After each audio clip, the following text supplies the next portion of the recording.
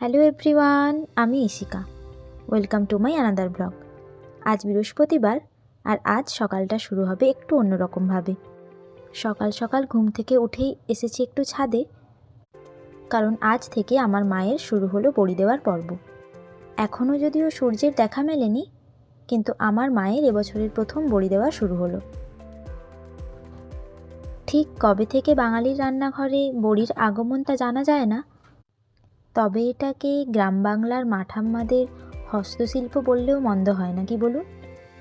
এদিকে ঠাম্মারা ডালটাকে ফেটাচ্ছিল, আর মা, আমি, কাকিমা দিচ্ছিলাম বড়ি। আমি যদিও অতটা ভালো দিতে পারি না, ওই মায়ের দেখেই যতটুকু শিখেছি ওটাই। মা তো অনেক স্পিডে বড়ি দেয়। যাই হোক, যেটুকু পারি তাতেই মায়ের হাতে হাতে একটু এগিয়ে দেওয়া আর কি। প্রায় সব জায়গাতেই হয়তো এখন বড়ির প্রচলন রয়েছে, তবে মূলত এটি মেদিনীপুরেরই ঐতিহ্য বলা যেতে পারে। বিশেষত এই গহনা বা নকশা বড়ি। তবে জানেন, এই বড়ির শিল্পকলাটাও ধীরে ধীরে কেমন যেন হারিয়ে যেতে বসেছে। যাই হোক, বড়ি দেওয়া প্রায় শেষ হয়েই এসেছে, আর এদিকে দেখুন, ইনিও সকাল সকাল উঠে আমাদের সাথে যোগ দিয়েছেন। ভাই বোনদের নিয়ে বেরিয়েছি, যাব একটু মাঠের দিকে। কাল এক বান্ধবীর বাড়ি যাব, তাই মা বলল একটু জমির শাকসবজি তুলে দেবে আর কি, সাথে আপনাদেরও ঘুরিয়ে আনি, চলুন।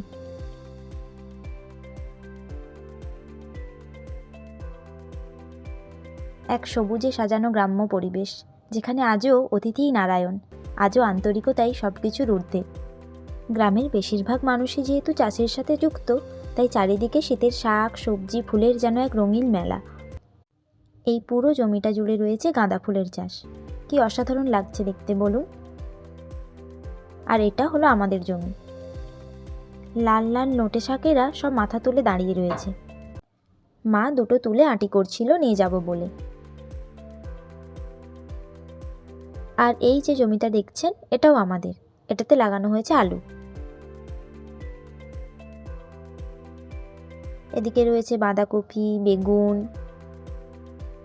আর এই জমিটা জুড়ে রয়েছে ফুলকপি। এটা আমাদের পাশের বাড়ির জেঠুর। এদিকটাতে জেঠিমা বসে পালং শাক বাঁধছিল, আমিও এলাম দুটো নেব বলে। শীতেই পালং শাক খেতে তো বেশ ভালোই লাগে। বাইরে তো অতটা নিজের মনের মতো শাকসবজি হয় না, আর নিজে করতেও পারি না, তাই এসব আবদার মায়ের কাছেই সেরে যেতে হয়। চলুন একটু ধনেপাতাও তুলব।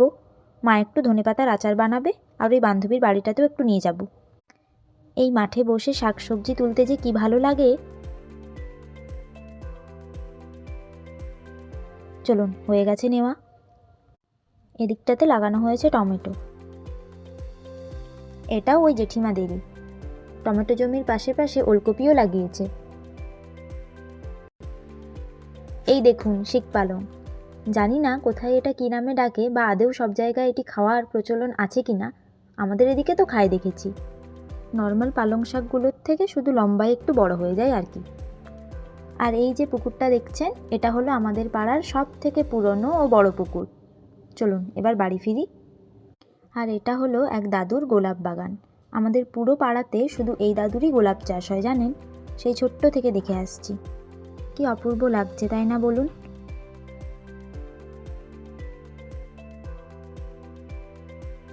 বাড়ি ফিরে স্নান সেরে বেরিয়েছি, যাব একটু মন্দিরে।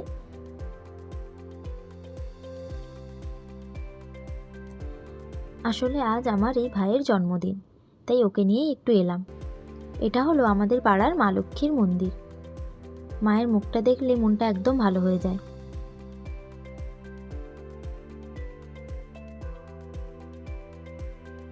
বড়দের আশীর্বাদ নিয়ে ছোট করে কেক কাটিং হলো।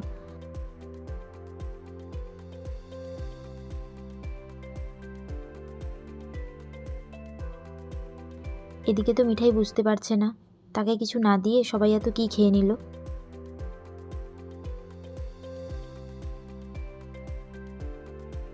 যাই হোক, খাওয়া দাওয়া সেরে রেস্ট নিয়ে সন্ধ্যের দিকে বেরোবো একটু মেলায়।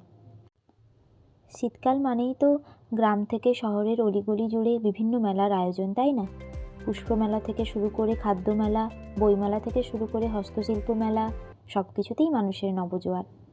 এখানেও শুরু হয়েছে কৃষিবিজ্ঞান গ্রামীণ মেলা।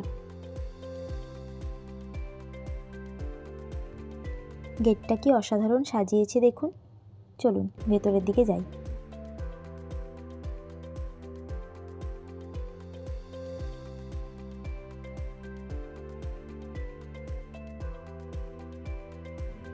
এই মেলাতে পুরো গ্রামের চাষিরা তাদের ইউনিক জিনিসগুলো দিয়ে যান। যেমন এই দেখুন, এটা কত বড় বেল, এদিকে একটা বড় ওল, চাল কুমড়ো,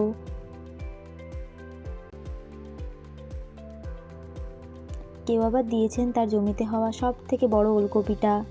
আবার এদিকটাতে রয়েছে হলুদ, এদিকে লাউ আর আর বাতাবি, আর আর এই যে এত বড় বড় লম্বা লম্বা মূলো। আর এদিকের স্টলটাতে রয়েছে বেশিরভাগ ইনডোর প্ল্যান্টস আর বিভিন্ন রকম ফুলের চারা গাছ। আর স্টেজে অনুষ্ঠিত হচ্ছিল খুব সুন্দর সাংস্কৃতিক অনুষ্ঠান। ছোট ছোট লাল সাদা ফুলের সমারোহ মনে হচ্ছে, তাই না বলুন? কি সুন্দর সাজুগুজু করে নৃত্য পরিবেশন করছে। মনে হচ্ছিল পুরো প্রোগ্রামটাই দেখি, কিন্তু তা হবে না, কারণ মা বাড়ি গিয়ে করবে রান্না। কারণ আজ তো বৃহস্পতিবার, নিরামিষ ডে। এখানে একটা সুন্দর সেলফি জোনও করেছে দেখুন। আমরাও একটু ছবি তোলার জন্য লাইন দিলাম। বেরিয়ে একটু বাকি দোকানপাতিগুলো ঘুরে ঘুরে দেখছিলাম। এই কাকুটার দোকানে কিরিংগুলো বেশ সুন্দর সুন্দর ছিল। আর আমার মায়ের পছন্দ হয়েছিল এই সাইকেলটা। আসলে মা না আসল সাইকেল চালাতে পারে না, তাই এই সাইকেলগুলোর প্রতি তার অসম্ভব ভালোবাসা। কেন তা আমি জানি না। যে কোনো মেলাতে গিয়েই এরম সাইকেল দেখতে পেলেই আগে কিনবে। অলরেডি বাড়িতে আছে, তাই আমি বললাম ছাড়ো, আর দামটাও কাকু অনেক বেশি বলছিল।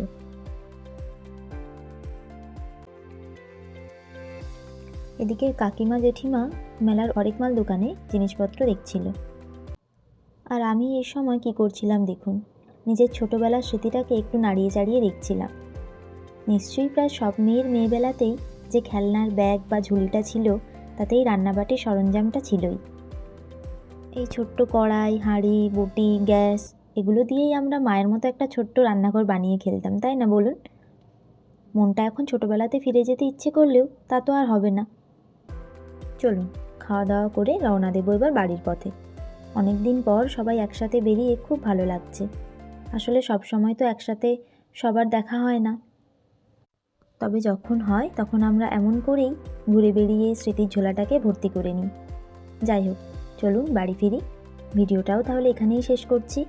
টাটা, ভালো থাকবেন। দেখা হবে পরের একটি ভিডিওতে। ভালো লাগলে একটা লাইক করে দেবেন। Stay tuned, by.